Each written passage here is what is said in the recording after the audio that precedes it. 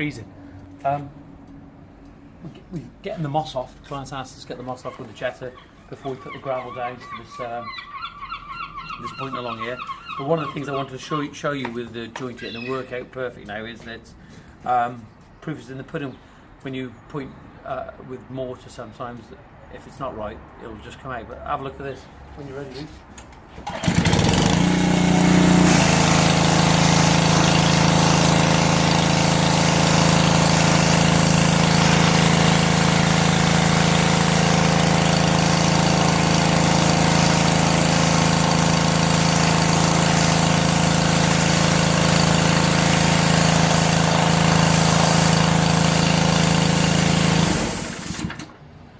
Proof is in the pudding. The fact is that this is I think it's like an 180 psi with this, and it's having no effect on the joint whatsoever.